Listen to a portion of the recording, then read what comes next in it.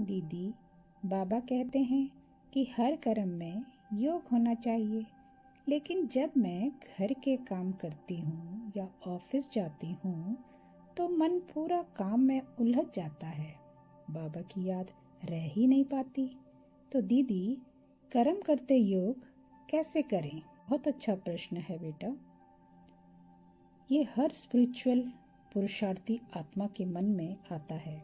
देखो, योग का मतलब है मन और बुद्धि से शिव बाबा के साथ कनेक्शन बनाना, और कर्म जीवन की जरूरत है। तो ये दोनों अलग नहीं, एक साथ भी चल सकते हैं। लेकिन दीदी, जब किसी इम्पोर्टेंट काम में ध्यान लगाना पड़ता है, जैसे ऑफिस की इम्पोर्टेंट मीटिंग्स हों, कॉल्स हों या घर का काम हो, तब बाबा को याद रखना मुश्किल हो जाता है। शिवांगी, एक बात याद रखो, बाबा को याद रखना अलग से कोई काम करना नहीं है। वो तो एक अंदर का कनेक्शन है जो काम करते हुए भी चालू रह सकता है। चलो मैं तुम्हें एक जीवन से जुड़ा दृष्टांत से समझाती हूँ। सोचो, एक माँ का छोटा बच्चा बहुत बीमार है, बुखार में तप रहा है। माँ पूरे दिन उसका ध्यान रखती है, कभी पानी पिला रही है, कभी दवाई दे रही है, कभी कपड़ा बदल रही है। पर उस माँ का ध्यान तो काम में है, लेकिन उसका मन, पूरी भावना, पूरा प्रेम सिर्फ एक जगह है, मेरा बच्चा ठीक हो जाए। वो माँ किसी और बात में मन नहीं लगाती, सिर्फ हर पल अपने बच्चे के लिए एक ही संकल्प, मेरा बच्चा जल्दी ठीक हो जाए, बाबा इसे जल्दी ठीक कर दे। हर पल, हर काम के बीच भी एक ही भावना चल रही है, मैं इसके लिए कर रही हूँ। तो शिवांगी, वैसे ही बाबा भी हमारे मन का सबसे प्यारा संबंध है। जब मन में उनका प्रेम, उनकी याद गहरी हो जाती है ना, तो काम छोटा हो या बड़ा, इम्पोर्टेंट हो या अर्जेंट, बाबा की याद अंदर छुपी रहती है, जैसे माँ के मन में बच्चा। बाबा कहते हैं, बच्चे, काम तो सबको करना है, पर याद मेरी बनी रहे, यही ही तुम्हारे योगी जीवन है। शिवांगी, तुम्हें मैं अब प्रैक्टिकल स्टेप बताती हूँ, जिससे तुम कर्म करते भी योग कर सकती हो। इसमें सबसे पहला है अमृत वेला योग। सुबह 3 से 5 बजे के बीच का जो समय है, उसमें उठकर बाबा के साथ मन का रिश्ता जोड़ो।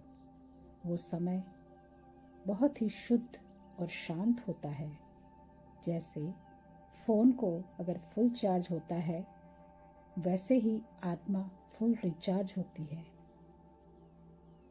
अगर दिन की शुरुआत योग से होगी तो दिन भर का काम आसान लगेगा।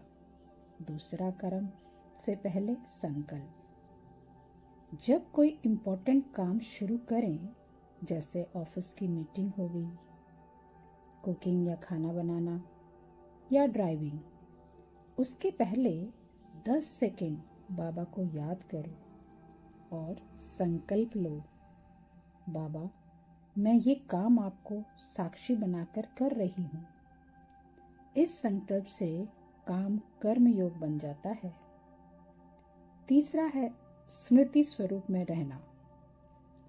हर काम में अपने आप को याद दिलाओ, मैं एक पवित्र आत्मा हूँ, मैं एक शांत आत्मा हूँ, ये कर्म सेवा है, मैं बाबा के लिए कर रही हूँ।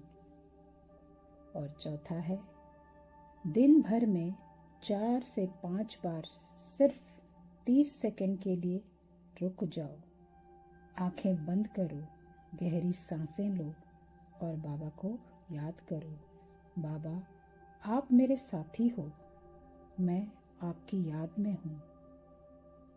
और आखिरी स्टेप है सोने से पहले 5 मिनट योग में बैठो।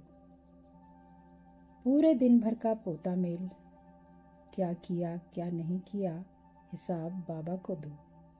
बाबा, मैंने क्या ठीक किया, क्या सुधारना है, बाबा से पूछो।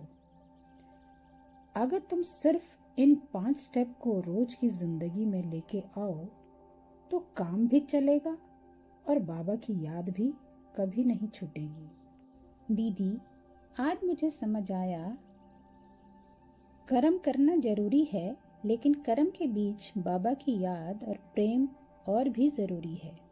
अब मैं सिर्फ काम नहीं करूंगी, बाबा को साथ लेकर हर कर्म को योग बनाने का पुरुषार्थ करूंगी। जहाँ काम होगा वहीं याद भी होगी, और जहाँ बाबा की याद होगी वहीं तो असली शांति और सफलता होगी।